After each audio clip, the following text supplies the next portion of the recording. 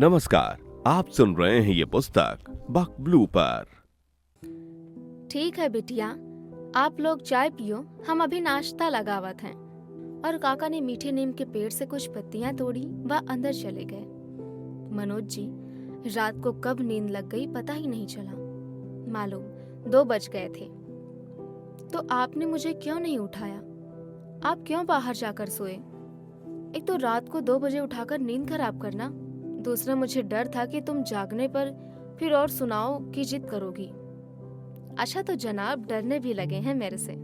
चलो, कोई तो डरता है।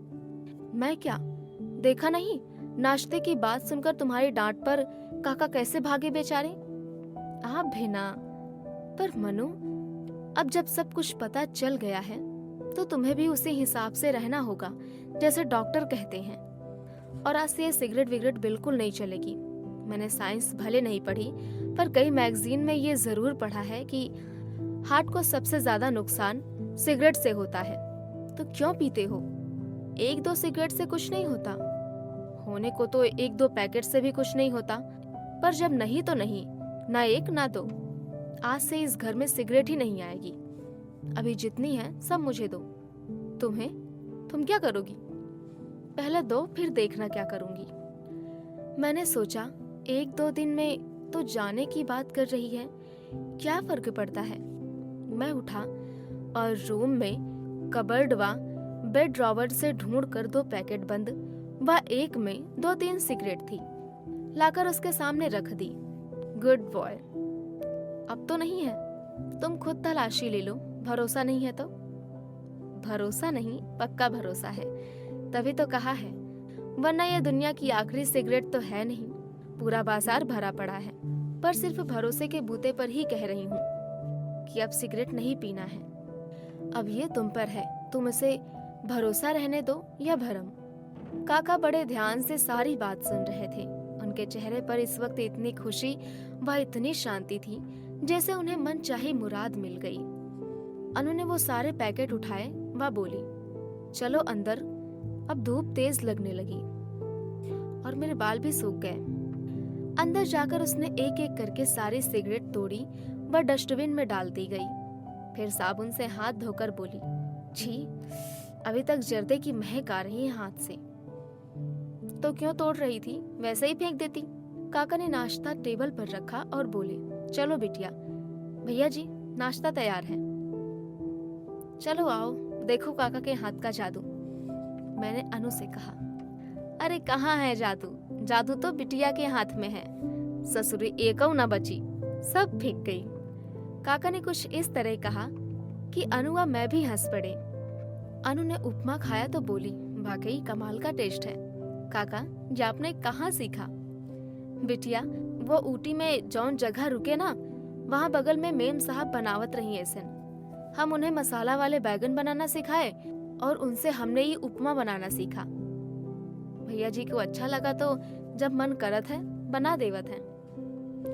अरे वाह मनु जी, ये तो म्यूचुअल एक्सचेंज डिश है। वो जरूर मराठी होंगे, क्योंकि ये करी पत्ता जो आपने डाला है वहाँ हर डिश में मिलता है। हाँ बिटिया, वो कोल्हापुर की रही। भैया जी एक बात कहें? बोलो ना काका। बिटिया के आने से घर की सूरत ही बदल गई है। ये घर अब घर जैसा लागन लगा। अब इनके जाने के नाम से ही मन दुखी हुआ है। आप ही जोर डालो ना, काहे जावन की करत हैं? काका, आप नहीं, मैं खुद नहीं चाहता कि ये कहीं और रहे, पर हम सिर्फ रिक्वेस्ट ही कर सकते हैं, जबरदस्ती नहीं। हाँ, जबरदस्ती सिर्फ मैं कर सकती हूँ, क्योंकि अपना मान रही हूँ। और आप लोग जबरदस्ती तब करोगे ना जब अपनापन होगा। फिर देखो, अपने आप ये अधिकार भी मिल जाएगा। अनु, तुमने जो किया है वो जबरदस्ती नहीं, वो तुम्हारी भावनाएं हैं जो विश्वास से जुड़ी हैं। ठीक कहा तुमने कि तुम्हारे भरोसे को बनाए रखता हूँ, या सिर्फ भरम। तो आज तुम्हारे सामने कह रहा हूँ, अब अगर कभी सिगरेट को मुंह लगाऊं तो वो मेरी जिंदगी का अंतिम पल हो। तुम सिर्फ बड़ी बड़ी बातें करना जानते हो, किसी की बात का अर्थ क्यों नहीं समझ पाते हो? ना पहले समझ सके ना आप समझ रहे हो। मनु, हर बात मुंह से ही नहीं कह जाती। कुछ आंखें, कुछ भंगिमा और कुछ व्यवहार से भी प्रकट हो जाती है। लेकिन समस्या वही है कि तुम्हें तो सिर्फ शब्दों की भाषा ही आती है, परंतु ऐसा नहीं है कि सारा दोष सिर्फ तुम्हारा है। मैं भी उतनी ही दोषी हूँ। पहले भी तुम समझ ना सके और मैं कभी समझा ना सकी। आज भी वही हो रहा है। मैंने तुमको स्मोक करने से रोका, और क्यों तुमने मेरी बात पर इतनी बड़ी कसम ले ली? काका, ये आपके साहब बहुत बड़े इंजीनियर हैं। 300 लोग इनके इशारे पर काम करते हैं, पर ये कितने ज्ञानी हैं मैं जानती हूँ। पर आप काका, आप तो इतने उम्रदराज, अनुभवी व गंभीर व्यक्ति हैं। आप भी इतना सब देखकर भी मेरे जाने की बात कर रहे हैं। ऐसा नहीं बिटिया, पर वो कल तुम कहत रही ना कि कोनो दूसरा घर देखेगा पड़ी। काका, वो कल उस समय की बात है जब मुझे ये भान भी नहीं था कि इन्हें इतनी गंभीर बीमारी है। परंतु अब सब कुछ पता होने के बाद मैं कहाँ जाऊंगी काका? क्या स्त्री तभी सुहागन होती है जब वो मांग में सिंदूर भरे, या गले में मंगलसूत्र बांधे, या फिर पैर में बिछिया हो? मन से मन का संबंध कुछ नहीं होता। जब मैंने आत्मा से इन्हें अपना लिया, तभी तो आधे से ज्यादा जीवन सिर्फ इनकी याद व नाम से कट गया। तो अब बाकी बची जिंदगी को कहाँ लेकर जाऊंगी? दोनों किसी गलत फहमी में मत रहना। मैं कहीं नहीं जा रही हूँ। कल ज्वाइन करके फिर सिर्फ सामान लेने जाना है बस। मैं जानती हूँ आज तक माँ ने मेरे फैसले को पूरा सम्मान दिया, और मेरा ये फैसला भी वो कभी अस्वीकार नहीं करेंगी। हाँ, वो कहाँ रहना चाहेंगी ये उनका निर्णय होगा, उनमें मैं दखल नहीं दूंगी। और रामू काका, उनकी आंख में तो आंसू बंद ही नहीं हो रहे थे। मैंने उन्हें बिठाया और कहा, काका, इतनी बड़ी बात और आप रो रहे हैं? नहीं बेटा, ये आंसू नहीं। आज राम जी ने हमारे जीवन की हर मुराद पूरी कर दी। अभी तक जो निकले वो आंसू थे, आज तो मन की खुशी आंसू बन के बह रही है। बेटा, त्योहार को बच्चा और बिटिया को बहुरिया न माना होता तो आज ही लक्ष्मी का पांव छूने का मन होवत है। सच्ची बिटिया तो कलयुग की सती है, तेरे चरणों की तो धूल भी चंदन है। काका, अब क्या मुझे भी रुलाएंगे ऐसी बातें करके? जो रिश्ते आपने निभाए हैं वो तो कोई सगा भी नहीं निभा सकता। आपने जो इनके लिए किया है, अब तो आप आशीर्वाद दीजिए कि इस घर पर कोई काली छाया न पड़े। और अनुमा ने उठकर काका के चरण स्पर्श किए तो काका तो जैसे निहाल हो गए। उन्होंने रोम रोम से आशीर्वाद दिया। हम दोनों को छाती से लिपटाकर पता नहीं कितनी देर भाव विह्वल खड़े रहे। मैंने उन्हें फिर संयत कर बैठाया व बोला, काका, मैं आज रात को झांसी जा रहा हूँ। सामान लेकर रात तक वापस आ जाऊंगा। अरे सुनो तो, मैं भी चलती हूँ ना। वो बीकेडी से भी कुछ फॉर्मेलिटी बाकी है और सामान वगैरह सेट करने में भी मदद हो जाएगी। तो ठीक है, सुबह पहले तुम ज्वाइन करो, फिर अपन निकलेंगे। शाम को झांसी पहुंच जाएंगे। वैसे सामान क्या है लाने का? कुछ खास नहीं। अगर माँ आने को तैयार हुई तो उनका मंदिर, 4-5 गमले, एक अलमारी वो पापा ने खरीद कर दी थी, और कुछ छोटा मोटा सामान है। एक मारुति 800 है जिसमें मैं वहाँ कॉलेज जाती थी। बस माँ को लाने ही मैं चल रहा हूँ। सामान तो तुम तो ड्राइवर के साथ भी जा सकती थी।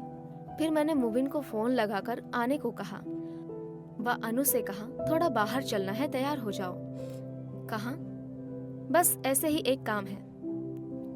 नहीं, वो कहाँ जाना है, मतलब मैं उस हिसाब से तैयार हूँ। अरे बाबा, मैं तो भूल गया कि तुम लोगों को तैयार होना भी प्लेस व कॉज पर निर्भर है। कुछ भी कैजुअल पहन लो, ऑफिशियली वर्क है, और अपनी आईडी रख लेना। इस बार वो बिना प्रश्न करे चली गई। खुदा का शुक्र है तभी मुवीन की गाड़ी गैरेज से निकालने की आवाज आई। तब तक मैं भी भीतर होकर एक हैंडबैग में चेकबुक व कुछ जरूरी कागज रखकर आया। अनु मेरी सोच के विपरीत 5 मिनट में तैयार होकर आई। लाइट सी ग्रीन साड़ी, ढीली सी गुथी चोटी व बिना किसी मेकअप के भी उसका प्रोफेसर वाला व्यक्तित्व बड़ा प्रभावशाली था। एक हैंडबैग था उसके पास। चलो, मैंने पूछा। हाँ, और हम? काका, हम अभी आते हैं, आप खाने में जो चाहो बना लेना, कहकर निकल गए। गाड़ी में बैठकर मैंने मुवीन को बोला, सुरजीत मोटर्स, वो माल रोड के साइड वाले रास्ते पर। जी। रास्ते भर अनु खामोश रही।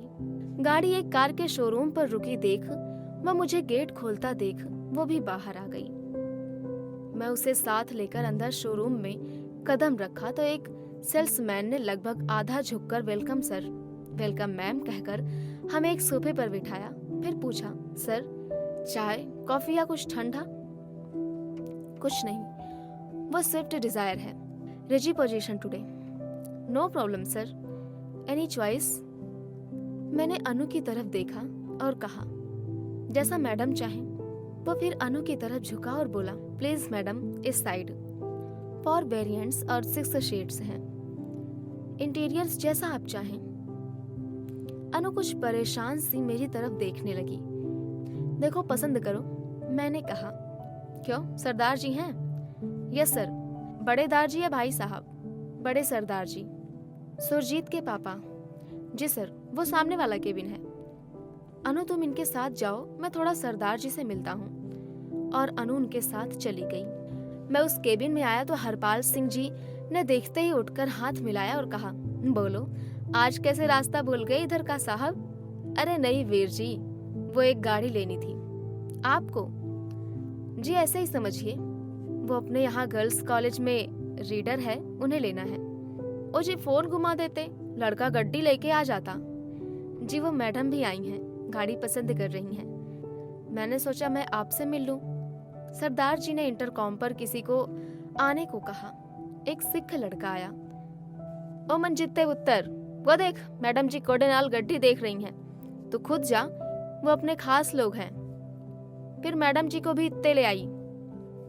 जी दार जी, ए सुरजीत दा मुंडा है, इस साल MBA करके आया है। भाई अब अपना तो रास्ते का डेरा है, इसलिए सब कुछ इन्हीं के पल्ले छोड़ दिया है। अरे वाह, ये तो बड़ी अच्छी बात है। पर वीर जी अभी तो आप भी जवान हो, कहाँ के रास्ते की बात कर रहे हो? बस जी तुसी भी ना अच्छा मजाक कर लेते हो। तब तक मंजीत अनु को साथ लेकर आया। वीर जी ने अनु को भी खड़े होकर दोनों हाथ जोड़कर नमस्कार किया। अनु के बैठने पर मंजीत ने एक फाइल वीर जी के सामने रखी। वो ठेठ पंजाबी में कुछ बकता रहा। सरदार जी ने उसे ठीक है कहा और बोले, तू ना कॉपी भेज दे, बाकी अब मैं देख लेवांगा। जी दार जी कहकर वो चला गया। जी मैडम जी, कमाल की चॉइस है, ये कलर अभी 2 दिन पहले आया है, वह सबकी डिमांड है। और सिर्फ इसी में मैचिंग इंटीरियर्स है, बाकी में आपने देखा होगा कॉन्ट्रैक्ट या चेंज किया है। सर जी कॉफी पियो और आप भी देखो, तबीयत खुश हो जाएगी। वीर जी वो गाड़ी का रजिस्ट्रेशन मैडम के नाम पर होगा, वो फॉर्मेलिटी। जी मैडम का IT रिटर्न फॉर्म, ID व एड्रेस प्रूफ बस। पर अनु अभी IIT रिटर्न फॉर्म तो नहीं होगा। ओ जी पेन नंबर हो तो अभी निकल आएगा, वो आप छोड़ो।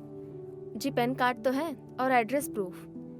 वीर जी एड्रेस तो मेरा ही है, मैडम जी वहीं रहती हैं। तो ठीक है जी, आपको केयर ऑफ में करके एड्रेस प्रूफ हो गया, पेन कार्ड से बाकी दोनों काम हो जाएगा। जी वो वोटर ID व ड्राइविंग लाइसेंस भी है। तो बस जी आप वो दो तो मुंडा कॉपी कर ले, वो नेट से रिटर्न फॉर्म निकाल ले। मैंने भी अपना एड्रेस प्रूफ व वोटर ID दोनों दिए व चेक बुक निकाली। तब तक कॉफी आ गई। लीजिए सर। मैडम कॉफी लीजिए। कॉफी पीते पीते एक चेक पर दस्तखत किए वह वीर जी की तरफ बढ़ा दिया। ये क्या, अमाउंट आप भर दें। सर कैसी बात कर रहे हैं, जो मर्जी हो लिख दो। नहीं वीर जी, फुल अमाउंट, मतलब आप फुल पेमेंट करना चाहते हो? जी।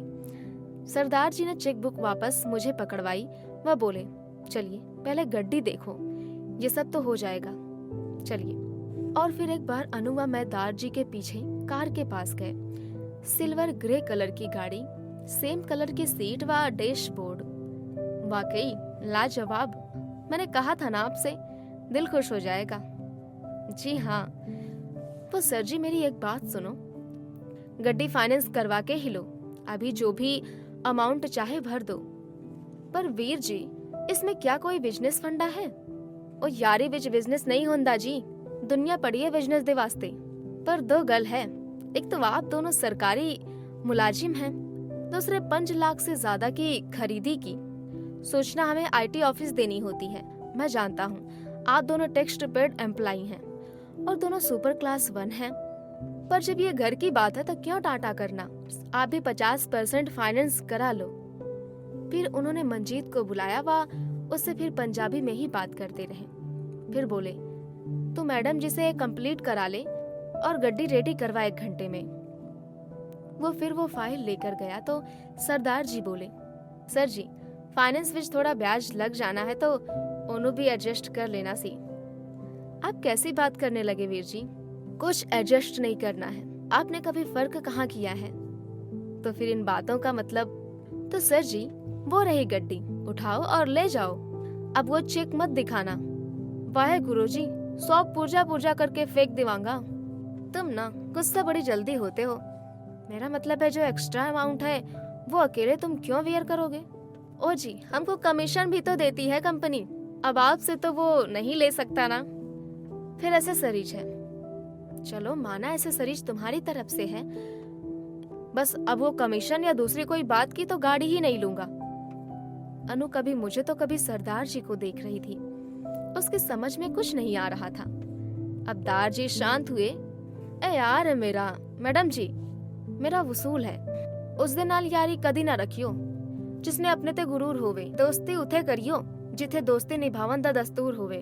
क्या बात, वाह वीर जी खुश कर देता मैनू। 3.5 लाख लिख दो चेक पे, आखिर साबित कर ही दिया कि पक्का सरदार है। ओ भाई मैडम के सामने तो भद ना उड़ा। क्यों मिस, देखकर इरादा बदल रहा है क्या? आप भी ना सर। इस बार अनु बोली, कुछ भी बोलते हैं मैडम जी, अब मैंने तो नहीं पता कि आपका क्या रिश्ता है इससे, पर इसकी बात पे नहीं जाना, ये वो हीरा है जो आज के जमाने में ढूंढने से भी नहीं मिलेगा। इतना बड़ा इंसान है ये, मैं जानता हूँ। चल बस कर, तेरे ब्लैक डॉग को 2 पैक पक्के मेरी तरफ से।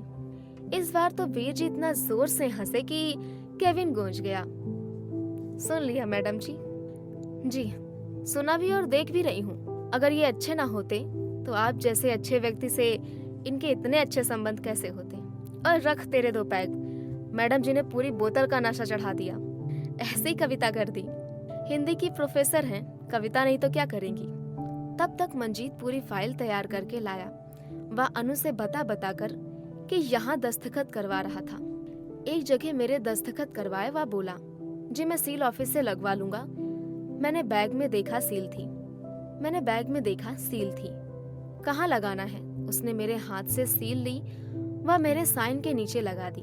मैंने चेक भी उसी को दिया तो वो जाने लगा, पुत्र हर चीज खुद चेक कर निकलवाना, और म्यूजिक सिस्टम व सीट कवर मेरी गड्डी वाले। सर जी रजिस्ट्रेशन जैसे आए नंबर पहुंचा देना। क्यों आजकल आप लोग रजिस्ट्रेशन नहीं करवाते?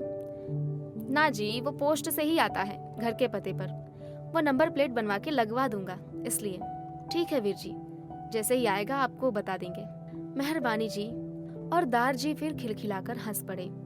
सर आपकी गाड़ी रेडी है, सेल्समैन ने आकर कहा, और उसने चाबियां मेरी तरफ बढ़ाई तो मैंने कहा मालकिन को दें। अनु ने शर्माते हुए वह बड़े गर्व से चाबी ली। ये लॉक रिलीज, ये पार्किंग लाइट। फिर उसने डिमॉन्स्ट्रेट करते हुए लॉक रिलीज दबाया तो गाड़ी के इंडिकेटर्स ऑन हुए, वह बीप बजी। फिर लॉक दबाया तो फिर बीप व लाइट से चमकी। फिर उसने पार्किंग लाइट दबाया तो पार्किंग लाइट ऑन हो गई। अनु ने हाँ में सिर हिलाकर की चैन लिया। वह मेरी तरफ देखकर बोली, अभी मुवीन भाई से एक नारियल व अगरबत्ती बुलवा लीजिए। मैंने मुवीन से वो लेकर आने को कह दिया। नारियल गाड़ी पर से घुमाकर मुझे देकर बोली, इसे गाड़ी के आगे फोड़ दो।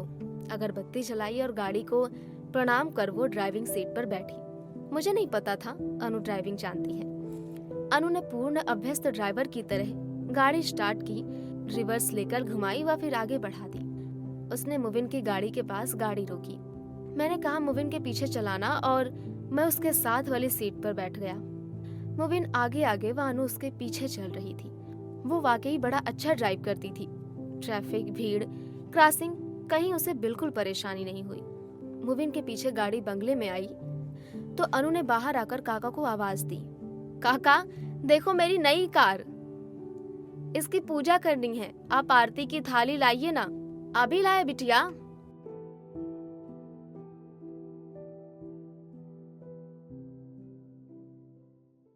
अभी आप सुन रहे थे ये पुस्तक बक ब्लू पर।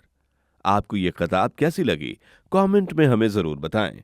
साथ ही स्क्रीन पर दिए गए सभी प्लेटफॉर्म्स पर हमको फॉलो करना ना भूलें। धन्यवाद।